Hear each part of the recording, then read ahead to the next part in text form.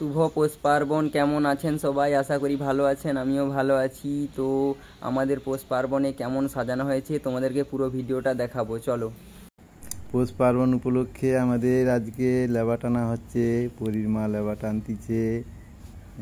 এই লেবা টানার পর আমাদের মা লক্ষ্মী আসবে, সেই আলপনা আঁকা হবে। মাইকুটি পুঁতা আছে, মাইকুটিকে পরী দিদি সুন্দর করে সাজাচ্ছে। তারপর পরী মা লক্ষ্মীকে স্বাগত জানানোর জন্য ওয়েলকাম লিখতেছে এবং আলপনা আঁকবে।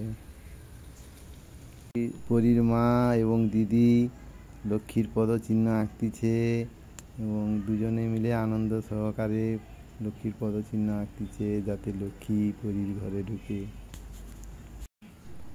মাইকুটিকে সামনে রেখে পরীর বাবা আলপনা, বিভিন্ন রকমের আলপনা আঁকতেছে, যেমন গরু, ধানের গলা, কুলা, মই, নাঙ্গল এসব আঁকতেছে। আপনারা দেখুন, দেখে ছবিগুলো দেখে বা আলপনাগুলো দেখে আপনারা কমেন্ট করবেন ভালো হচ্ছে।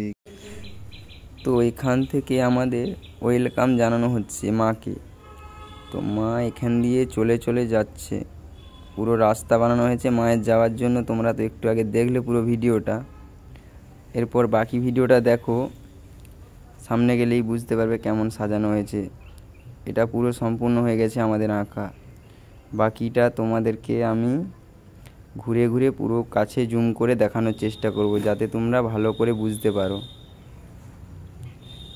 এটা গরু, তোমরা তো দেখেই বুঝতে পারছো। এরপরে পদ্ম ফুল আছে, তারপর নাঙ্গল আছে, তারপর সিঁড়ি আছে। এটা কি বলে আমরা জানি না, তোমরাই কমেন্টে জানাবে। এরপর এটা দা বলে, এটা কুলো, আর এটা কি বলে এটাও আমি জানি না, তোমরা যারা জানো কমেন্টে জানাবে। এটা ঘর, তোমরা তো দেখেই বুঝতে পারছো আমাদের সম্পূর্ণ। তো এরপর মায়ের যে ঘরে যাওয়ার রাস্তাটা তোমাদেরকে দেখিয়ে দিই। এই রাস্তাটা মায়ের বাড়িতে ঢোকার জন্য তৈরি করা হয়েছে। এখান দিয়ে মা বাড়িতে ঢুকবে, মা লক্ষ্মী আমাদের বাড়িতে ঢুকবে এখান দিয়ে, আমাদের বাড়িতে ঢুকছে। তো এইবার এখান থেকে আমাদের সামনে যেহেতু হরি মন্দির আছে, তো হরি মন্দির তো যাওয়ার জন্য একটা রাস্তা বানাতে হবে, তাই হরি মন্দিরে যাওয়ার জন্য একটা রাস্তা বানানো হয়েছে। হরি মন্দিরে যাচ্ছে মা, এখান দিয়ে হরির থানে যাবে। হরি মন্দির এটা আমাদের। তো দেখো তোমরা, তো কমপ্লিট করলাম বন্ধু, ভিডিওটা এখানেই শেষ।